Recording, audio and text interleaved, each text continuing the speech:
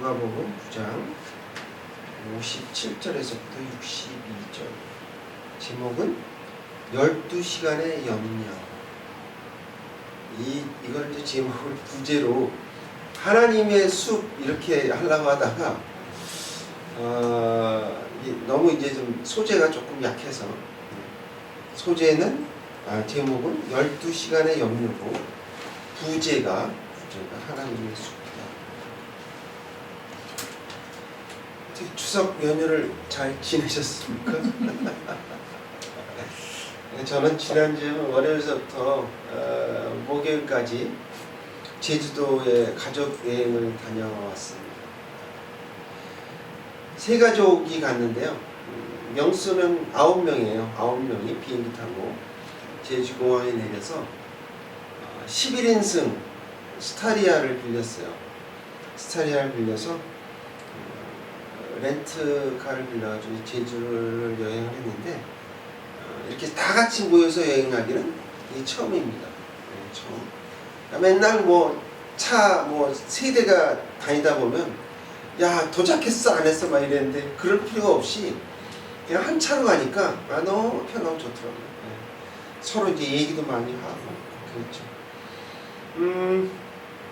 숙소가 신화월드 리조트인데요. 그 안에 굉장히 규모가 크더라고요. 규모가 큰 수영장도 있고 그다음 테마파크가 있어요.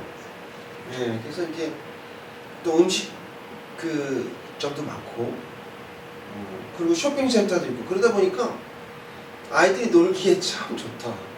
어른은 조금 이제 좀 그런데 쉽게 얘기해서 에버랜드하고 이제 옆에 있는 그거하고 다 합쳐놓은 거하고 똑같아요.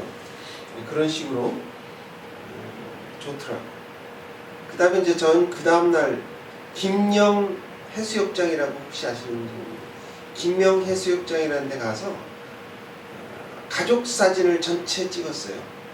위에 흰 티를 입고 밑에는 청바지를 입고 해가지고. 근데 왜 나한테 사진을 보내줬으면 한번 보여드리려고 했는데 아직 그 사진사한테 받지를 못했는데 거의 연예인처럼 촬영을 했어요. 막 이제 동영상도 찍고 세대별로도 찍고 전체 찍고 막 아이들 노는 거 찍고 막 이랬어요. 너무 좋았어요. 그리고 이제 점심 때는 제주 은갈치 아시죠? 이따만해 큰 거 한 1m 되죠? 1m 되는 거 그 둘이 가면 못 시켜요. 근데 이제 9명 10명 갔으니까 그거 하나 시켜가지고 사진도 찍고 여기 있는데 그 찍고 막 좋은 시간을 가졌습니다. 오랜만에 손주들하고 같이 잘 지내다가 왔습니다. 서울도 많이 더웠다고 얘기 들었는데 비가 계속 왔으니까 거기는 엄청 더웠어요. 그래가지고 차를 이제 차 타고 다닐 때 에어컨을 틀고 다녀야 될 그럴 정도였습니다.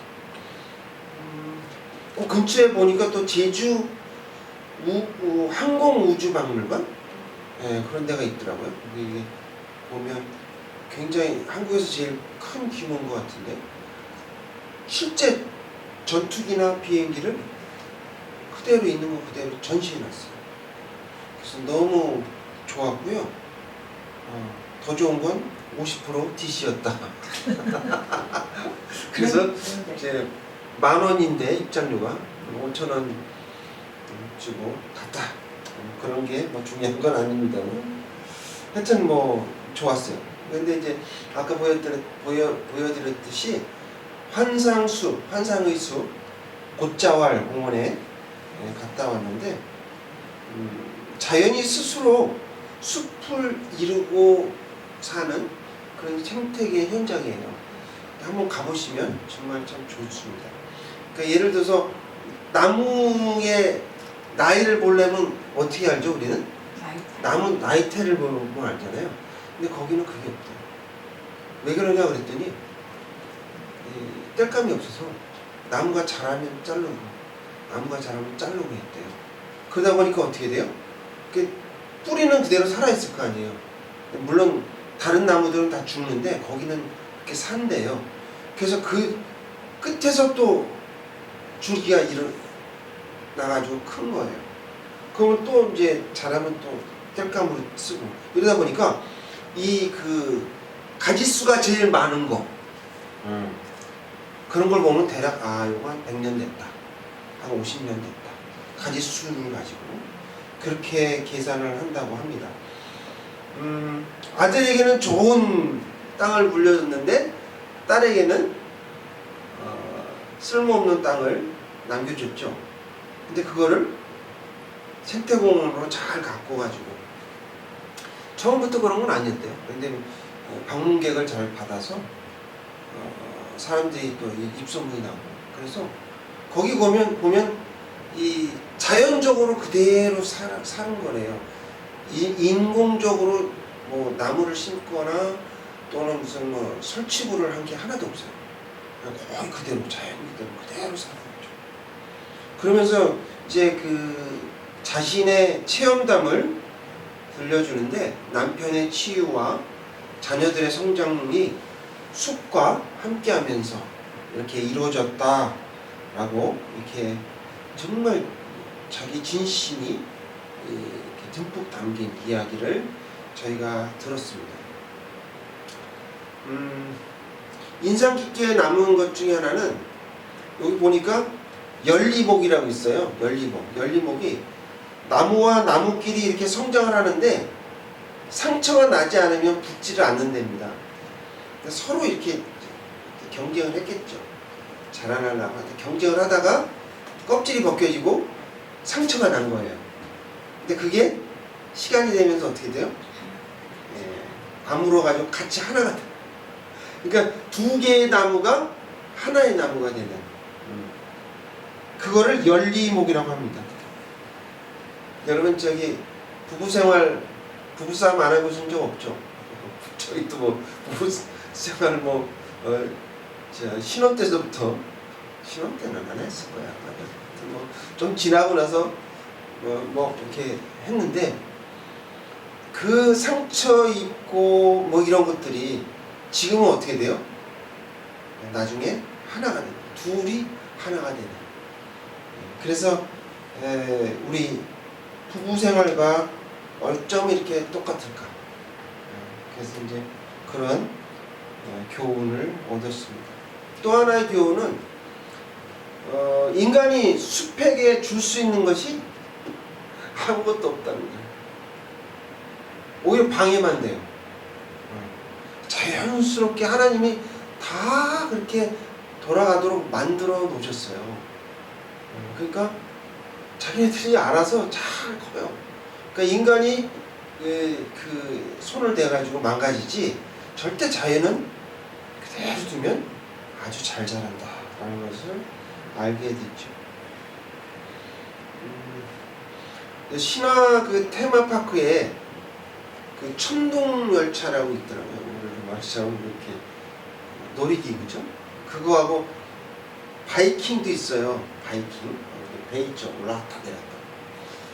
근데 저는 이제 한 번 딱 타봤어요. 근데 막 너무 어지럽가지고 한 번 타고 말았는데 우리 저 큰딸 세은이는요 7살인데 그거를 무려 9번이나 탔어요. 9번.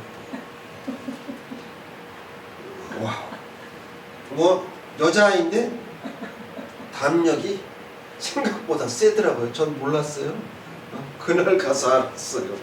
그런데 비해서 우리 저 강은이는 이제 5살인데 4살인데 자기보다 키가 큰 거는 무서워요. 그러니까 이 뭐 조형물 있잖아요. 조형물로 말 타고 있는 뭐 이런 것도 무서워하고 뭐 말할 것도 없죠. 바이킹은 전혀 탈 생각 염두도 안 나죠. 이게 태어날 때부터 이렇게 정해진 게 아닐까. 그 마음속에 심장이 조그만 사람도 있고 큰 사람도 있고 글쎄요 큰지 작은지는 제가 안에 들어가 보지 못해서 잘 모르겠는데 하여간 그런 것 같아요. 근데 이게 이제 두려움이잖아요. 두려움이 사람을 위축하게 만들죠. 내가 뭔가를 하려고 하다가 두려워서 못하는 경우가 너무 많다. 전 이제 젊었을 때 타우포라는 뉴질랜드에 가가지고 얼떨결에 번지 점프를 했어요. 예, 왜 했느냐? 물으면 하고 싶어서 한 게 아니고 옆에 일본 사람 여자가 있는데 하겠다는 거예요. 워낙 좀 저렇게 200m 아니다. 그쵸 20m가 넘는 그런 높이를 갖다가 하겠다는 거예요. 그래서 남자 체면에 나도 한번 해봐야지 했다가 큰거 다쳤죠. 그때 막 이거 대단하더라고요. 두려움이 막 말할 수 없이 엄습해 오는데 지금 하라 그러면 돈 주고도 안 해요. 그거 못해요. 힘들어서.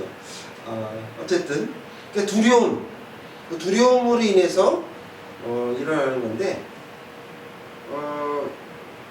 두려움의 종류가 있어요. 근데 대부분 여성들은 어때요? 그 안전하지 못한 거에 두려움이 있죠. 그러니까 뭐 이렇게 안정돼야 두려움이 이제 사라지는데 사람이 두려움을 가장 많이 느낄 때가 언제일 거라고 생각하세요? 전쟁. 네? 어떻게 해요? 전쟁. 전쟁. 내 주머니 안에 돈이 없어. 지갑 안에 돈이 없어. 네? 그럴 수도 있겠죠. 또 높은 곳에 있을 때, 또 깊은 물 속에 이제 잠수하에 있을 때, 이럴 수도 있고요. 아니면 총각이 자기 이상형인 여성을 만났을 때 두근두근 세근세근 이렇게 두려움이 있을 수가 있어요.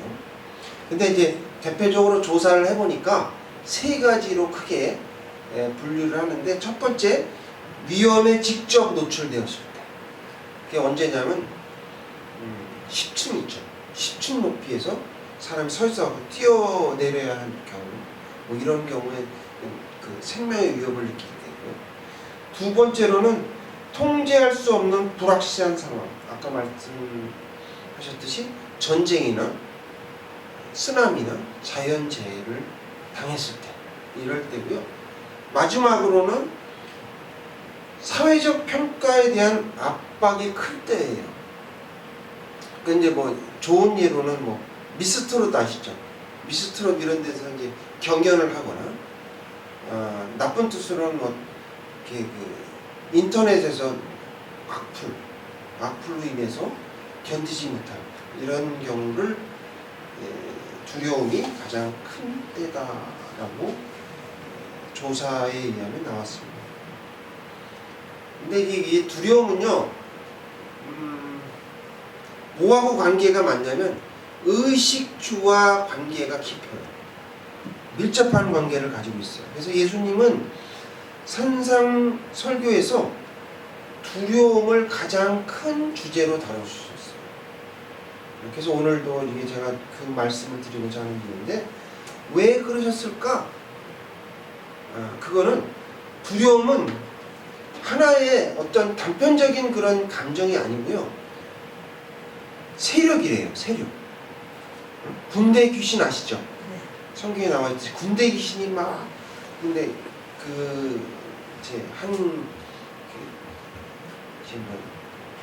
로마 군 단위로 그래서 막 1000명에 가까운 그런 군대 귀신을 이야기하는 거고요. 우리의 믿음을 위협하는 아주 위험한 존재예요. 그래서 염려와 걱정이 너무 크게 되면 어떻게 돼요? 사람이 자살을 하는 경우도 생깁니다. 그래서 우리가 이거를 여러분 그래프 아시죠? 그래프에서 반비례 그래프가 있잖아요. 반비례 그래프가 뭔지 아시죠? 이렇게 된 거. 거기에서 우측을 믿음이라고 보고 높이를 두려움이다라고 보면 믿음이 크면 클수록 두려움은 어떻게 돼요? 염려는 작아지고 믿음이 작으면 염려는 커진다는 거예요. 그래서 두려움과 믿음은 반비례다라는 거죠. 그리고요, 이게 암 종양과 같아요. 처음에는 조그만하게 시작을 하는데 이게 점점 커져서 더 이상 커지면 감당을 못합니다. 그래서 어떻게 해야 돼요? 빨리 제거를 해야 돼요.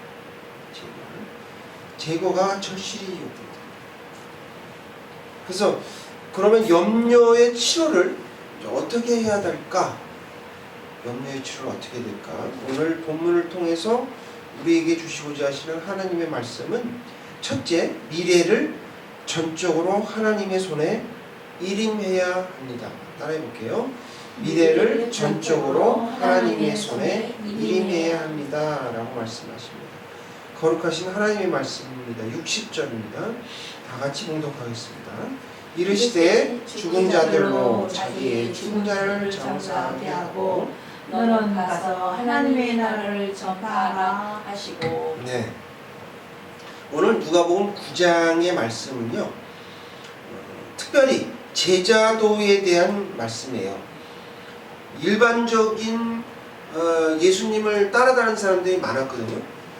그러던 무리가 아니고 12제자에게 하신 말씀이에요.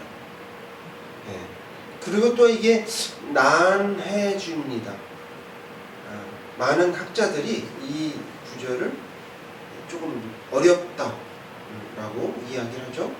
우리 9장 전반부에 보면 예수님께서 제자들을 파송하는 사건이 나와요. 병을 고치게 하는 능력을 주시고 권세를 주셔서 또 귀신을 쫓아내고 그러니까 제자들에게 너희들이 지금까지 3년간 배웠잖아? 그러니까 너 한번 실습해봐. 이런 식으로 교생 실습을 시키신 거예요. 그래가지고 막 했는데 어떻게 됐어요? 제자들이 이기고 돌아왔죠. 막 병이 낫고 기뻐서 돌아왔다라고 성경은 이야기합니다. 그 다음에 사건이 누가복음은 순차적으로 기록을 했다고 얘기돼 있죠. 길에 대한 복음이에요. 그래서 순차적으로 했어요. 그 다음에 나온 게 뭐냐면 오병이어의 사건이 나옵니다. 네? 그렇죠? 그리고 변화산 사건이 나와요. 그러니까 제자들이 엘리야와 그 예수님과 이렇게 모세가 만나가지고 영광스러운 모습을 다 눈으로 목도했어요. 근데 그거를 아마 한 서기관도 보지 않았나라는 생각이 드는데, 그래서 여기 이 마태복음 8장 19절에는 어떤 사람이 아니고 한 서기관이라고 나와요. 마태복음 8장 19절. 한 서기관이 묻되 저는 어디든지 주님을 따르겠습니다 라는 그런 이야기를 합니다. 근데 이 세 가지 이 문제를 다루는 방법을 이해하는 열쇠는 어디에 있냐면, 우리가 대하는 염려라는 세력은 목숨을 걸고 싸워야 한다는 거예요. 거대한 세력이다 이거예요. 그래서 그렇기 때문에 너희들이 그날 사는 걸로, 그날 전쟁하는 걸로 만족을 해야지, 그렇지 않고 그거를 갖다가 앞에 있는, 앞으로의 미래에 있는 모든 생각들과 걱정들을 다 끌어안고서 지금 싸우면 너희들이 어떻게 될 것이다? 번아웃 될 것이다.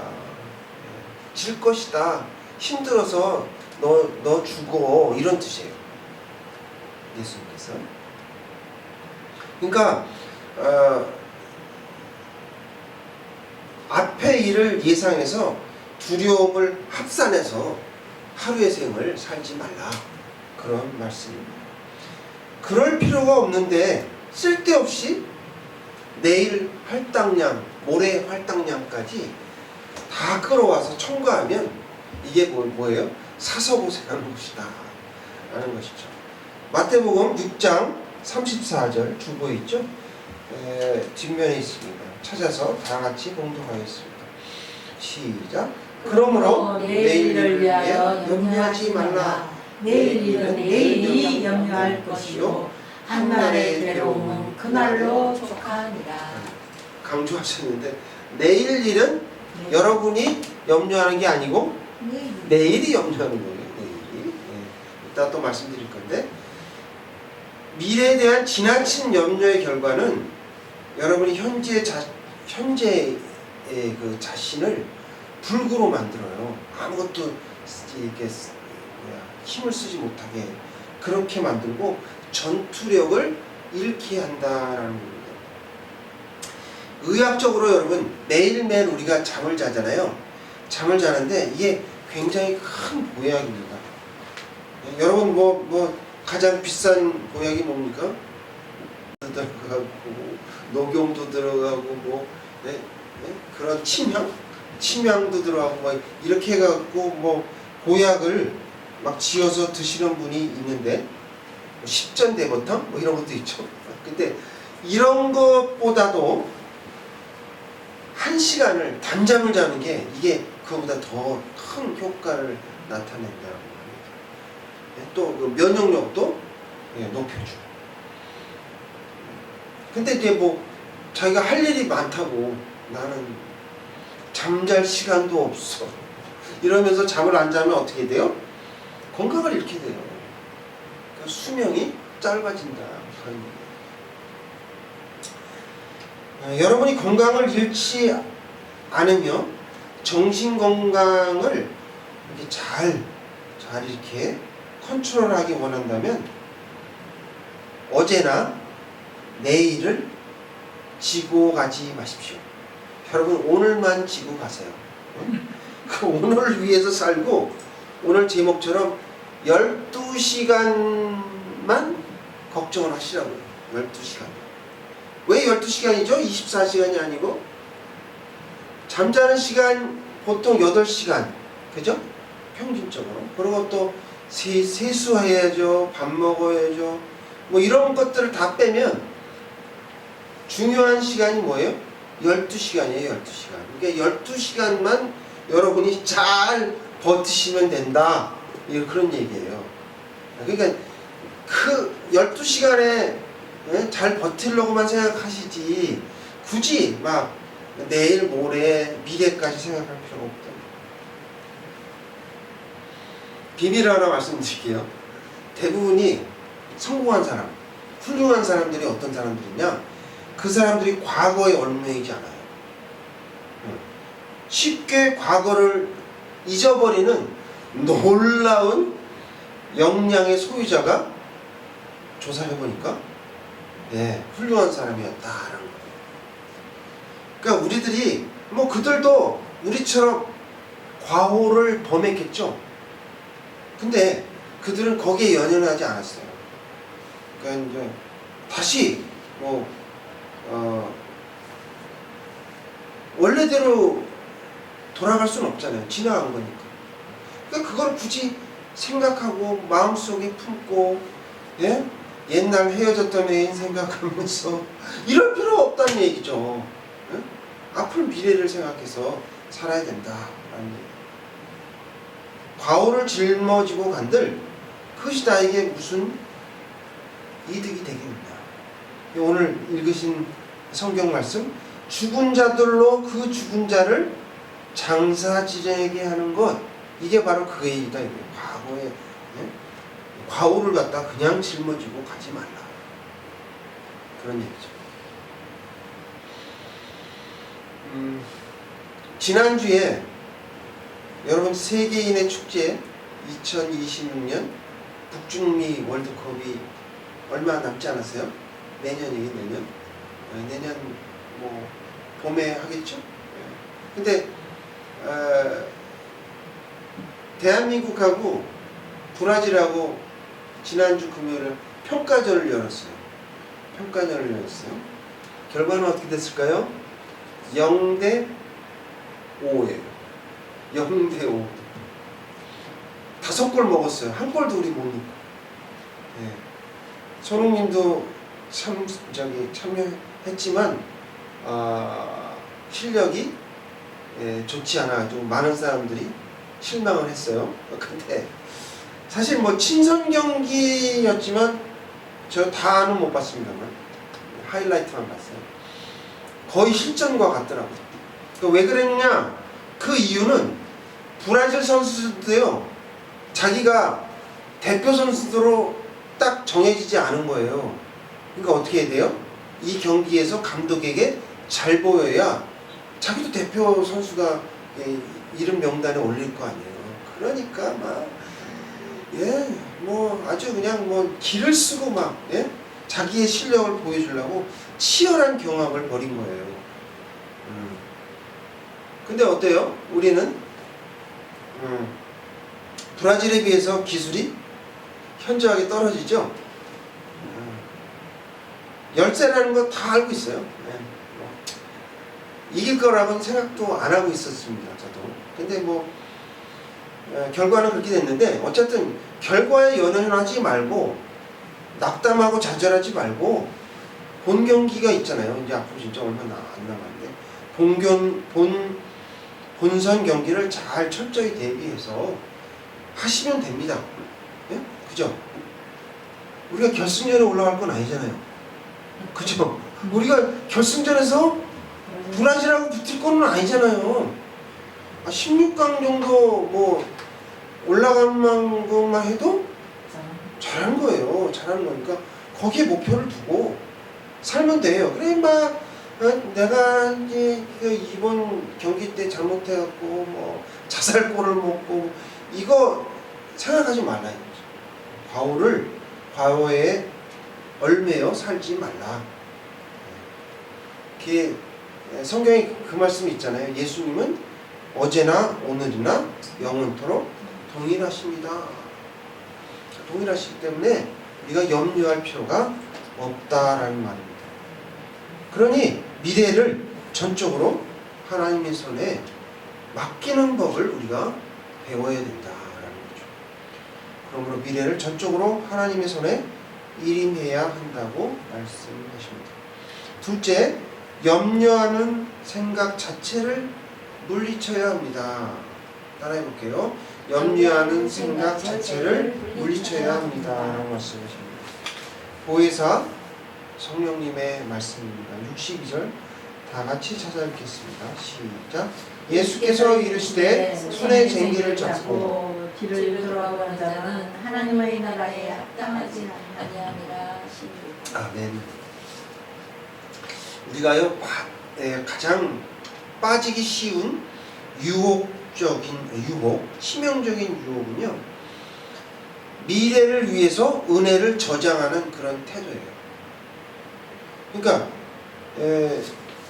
이게 결국은 무슨 얘기냐면 믿음이 부족하다라는 얘기인데요. 여러분이 하나님보다 앞서가지 마십시오. 하나님은 굉장히 불편해하세요. 그러니까 무슨 일을 할지 내가 다 결정을 해버려. 그리고 하나님은 그냥 이 결정에 대해서 뭐예요? 도장만 찍어주세요. 이렇게 해서는 안 된다는 거죠. 그건 하나님이 아니죠. 내가 하나님이죠. 그렇게 하면 안 된다. 그러니까 여러분이 하나님보다 앞서가려는 행동 때문에 주님이 곤란해 하신다. 그리고 또 여러분, 주님은요 사람이 감당하지 못할 시험을 주시지 않으세요. 그리고 또 어때요? 생기죠. 생기지만 피할 길을 열어주신다는 거예요. 고린도전서 10장에 나와있죠. 10장 13절. 그래서 미래에도 마찬가지입니다. 인생을 오래 살다 보면 반드시 시련이 와요. 그게 인생이에요. 그걸 그냥 받아들이셔야 돼요. 그건 운명이니까. 시련은 오는데 하나님이 어떻게 해요? 항상 우리에게 피할 길을 열어주신다. 신명기에 나와있듯이 도망갈 길을 10군데, 7군데 이렇게 열어주신다라는 얘기예요. 그러니 하나님보다 앞서가지 마시고 미래를 한번 하나님께 일임해 보십시오. 여러분 성경대로 여러분을 지켜주시는 것입니다. 작년인가요? 2014년 11월 17일에 SBS 예능 프로가 있죠. 미우새 들어보셨죠? 미운 우리 새끼에서 이게 가수 김희철이 나왔더라고요. 김희철 젊은 사람인데 김희철이 보험왕 보험왕이라고 부르는 그런 연예인이 있죠. 그 사람도 가수인 것 같은데 하늘은 뭐 우리지지만 뭐 이런 노래를 불렀던 김정민 그 가수였는데 그 집을 방문했는데 그 김정민이 30개가 넘는 그런 각종 보험을 들었더라고요. 암보험, 무슨 교육보험, 뭐 노후의 자금보험, 교통사고는 말할 것도 없고, 뭐 목소리도 뭐 자기 목소리 뭐 이런 것도, 그다음에 뭐 이제 뭐 이제 발에 그 뭐 이런 그 병이 걸리면 그 치료하는 그런 보험. 그래가지고 월 보험료가요 무려 600만 원이 넘는데요. 많게는 700만 원까지 냈대요.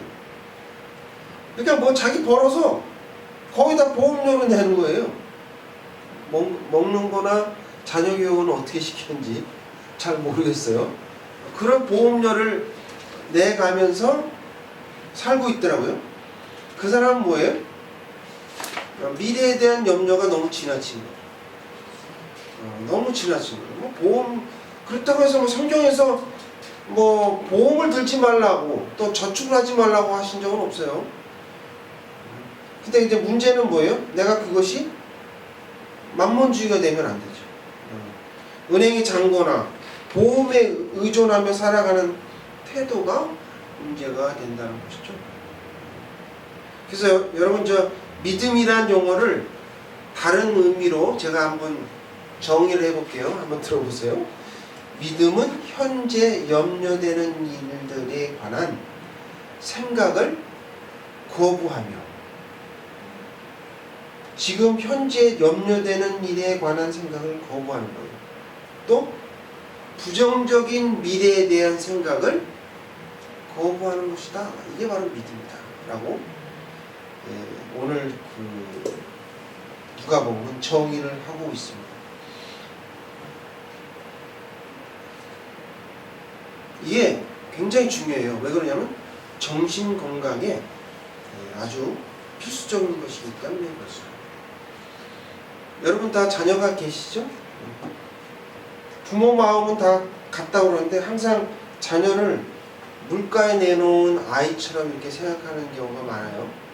아이가 이제 처음에 이제 클지게는 뭐 너무 어리니까 넘어지고 자동차 위험하고 남자들 경우 같은 경우는 막 뛰어다니거든요. 그러니까 잘못하면 차도로 뛰어들어서 목숨을 잃게 돼요.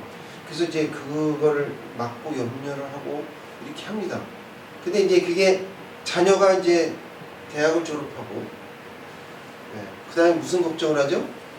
취업 걱정을 합니다. 취업 걱정. 야, 졸업을 했는데 어디 취업을 해갖고 이제 먹고 살아야 되는데 그러다가 또 취업을 했어요. 그럼 좀 있으면 뭐예요? 결혼을 누가 하고 시켜야 되지? 결혼 걱정을 합니다. 근데요, 결혼하고 나면 또 뭐 걱정을 해요? 우리 아이가 이 정상 아이가 낳는지 안 낳는지 그런 걱정이에요. 또 그러다 보면 또 나중에 이제 아이가 이제 손주 걱정하죠. 손주가 이제 2-3살, 제일 위험할 때가 4살 뭐 이럴 텐데 막 뛰어다니죠. 그러다 다쳐서 병원에 갈까봐 그렇게 심려를 합니다. 그러다 어떻게 돼요? 우리 인생이 마감이 되는 거죠. 그게 인생이죠. 근데 이게 바로 뭐냐면 마귀가요 교묘한 환심으로 우리를 주입시키는 거예요. 그만큼 염려가 우리의 믿음을 좀먹듯이 갉아먹어요. 그래서 이제는 이렇게 말씀하셔야 돼요. 나는 믿음으로 무거운 짐을 질 것을 거부합니다. 이렇게 하셔야 됩니다. 우리의 모든 짐을 예수님이 던져버리셨기 때문에 나는 믿음으로 무거운 짐을 질 것을 이제 거부하는 거예요. No. 이렇게. 나는 염려하는 생각 자체를 하지 않겠다. 나는 하나님을 의지하고 오늘 12시간만 염려할 것이다. 내일 역시 오늘처럼 하나님을 의지하면서 살 것이다. 이렇게 여러분들이 마음을 먹으셔야 돼요. 자, 저를 한번 따라서 해볼게요. 제가 한번 읽어드릴게요. 나는 더 이상 염려할 것을 거부한다. 시작. 나는 더 이상 염려할 것을 거부한다. 이렇게 여러분들이 마음속으로 이런 생각이 계속 들 거예요. 지금 예배드리고 집에 가시면 또 다 잊어버려요. 그러면 다른 거는 잊어버리지 말고 요거 하나만 딱 생각하시면 돼요. 나는 더 이상 염려할 것을 거부한다. 이런 마음이 살가만히 군대 귀신이 한다니까요. 그럴 때 여러분들이 단호하게 이렇게 거부를 하셔야 됩니다. 그러므로 염려하는 생각 자체를 물리쳐야 한다라고 말씀하십니다. 오늘 말씀을 통해서 미래를 전적으로 하나님의 손에 일임해야 합니다. 염려하는 생각 자체를 물리쳐야 한다고 말씀하십니다. 다시 한번 읽어볼게요. 마태복음 6장 34절 다 함께 봉독하겠습니다. 시작. 그러므로 내일 일을 위하여 염려하지 말라. 내일 일은 내일이 염려할 것이요 한날의 괴로움은 그날로 족하니라. 제가 이제 중간중간에 이제 다른 거하고 섞어서 몇 주간 마태복음 6장과 7장의 말씀을 전해드렸어요. 그 주로 어떤 내용이었냐면 천국 시민의 경건과 자세에 대해서 말씀드렸습니다. 근데 오늘은 특별히 제자도에 대한 말씀을 드린 거예요. 여기 아까 읽으셨듯이 3명의 가능성이 있는 제자가 나와요. 첫 번째, 근데 이 세 제자의 가능성 있는 사람들한테 예수님이 전부 다르게 대답하십니다. 첫 번째 보니까 어떤 사람입니다. 여기 마태복음에는 뭐라고 나와 있죠? 한 서기관이라고 되어 있죠. 그러니까 어떤 사람, 그러니까 우리도 해당된다는 거예요. 12제자들이 아닌 어떤 사람이. 그래서 예수님을 따르겠다라고 결심을 보이니까 예수님께서 제자가 되는 길은 쉬운 길이 아니야. 험한 길이야. 여우도 굴이 있고 공중에 나는 새도 집이 있는데 제자는 없어. 이런 뜻이에요. 쉽지 않다. 그래도 해볼래? 이런 뜻이에요. 두 번째 제자는 직접 부르셨어요. 콜링하셨어요. 그랬더니 먼저 뭐예요? 나는 부모님의 장사를 지니고 나서 그 다음에 돌아와서 하겠습니다 라고 얘기합니다. 근데 이제 해필 그때 그런 일 우연치고는 너무 극적이지 않습니까? 드라마틱한데 뭐 다른 그 주석에는 이제 부모가 금방 돌아가신 게 아니고 2번 장사를 지낸다고 하죠. 예, 처음 직접 돌아가시면 이렇게 무덤에 이제 집어넣어서 돌로 맞고 그다음에 한 달이나 이제 몸이 다 썩잖아요. 그럼 이제 요만한 이런 돌로 된 통이 있어요. 그걸 가져가서 거기다 담아요. 뼈를. 그래서 이제 장사를 2번 지내는 이스라엘의 그런 장례 관습인데 그게 아니냐 이렇게 얘기합니다만 어쨌든 핑계는 어때요? 그럴싸합니다. 네, 꼭 가야 되니까. 세 번째 제자는 뭐예요? 하는 말이 먼저 내가 가족에게 가가지고 작별 인사를 하고 오겠습니다 라고 합니다. 자, 이 세 사람 중에 누가 진짜 제자가 됐을까요? 제 생각에는 아무도 안 됐을 것 같아요. 3명. 왜요? 모두 제자가 안 됐어요. 핑계가 왜 이렇게 많아? 근데 이 핑계의 깊숙한 원인을 보니까 뭐예요, 이게? 이게 바로 염려예요. 염려가 많은, 두려움이 많은 이 사람들은 어떻게 돼요? 예수님의 제자가 되기가 어렵다. 근데 오늘 저기 6장 34절에 결론적으로 무슨 말씀하시냐면 내일 일은 내가 염려하는 것이 아니라고 그랬잖아요. 누가 염려를 해요? 내일이 염려한다고요. 여러분이 염려할 게 아니에요. 그러니까 내일 있을지도 없을지도 모르는 일에 굳이 네가 걱정을 해서 하나님을 슬프게 할 이유가 뭐가 있냐, 이런 말입니다. 그리고 믿음은 어느 날 갑자기 막 이렇게 큰 믿음이, 예? 무슨 뭐 지진에서 뭐가 탁 올라오듯이 그렇게 오름이 올라오는 게 아니라는 거예요. 믿음은 어떻게 해요? 묘목처럼 심어서 서서히 자라나는 거예요. 그런데 나무가 아까 그 환상 숲에서 잠깐 보셨지? 나무가 이렇게 자라잖아요. 그러면 꼭 옆에서 딴짓하는 놈이 올라와요. 그게 덩쿨이죠. 덩쿨이 이렇게 칭칭칭칭 감아요. 감아하고 어떻게 돼요? 햇빛을 못 받게 방해를 합니다. 물이 필요한데 물을 자기가 다 먹어버려요. 그래가지고 어떻게 돼요? 그게 바로 염려라는 덩쿨인데, 이 염려가 칭칭 감아서 결국은 말라 죽게 됩니다. 나무가. 그 나무에게는 덩쿨이 어떻게 해요? 가장 위험하죠. 위험한 존재예요. 성도들에게는 이 염려라는 것이 이와 같다는 거예요. 믿음을 잘하지 못하게 해요. 암적 존재예요. 그게 어떻게 해야 돼요? 우리는 아까 말씀드렸죠? 나는 더 이상 염려할 것을 거부한다 라고 선언을 하시고, 그래도 뭐 염려 안 할 수는 없잖아요. 그러니까 12시간만 오늘 12시간만 염려를 하겠다 라고 생각을 하시는 겁니다. 그래야 여러분이 건강에 좋아요. 오래 사실 수 있으세요. 하나님의 숲에는 여러 나무들이 있습니다. 무럭무럭 자라고 있어요. 이게 다 하나님의 숲이거든요. 그러니까 여러분들이 너무 과도한 염려로 해서 이렇게 하다 보면 나중에 어떻게 돼요? 덩쿨한테 잡혀먹고 뿌리채 뽑혀버립니다.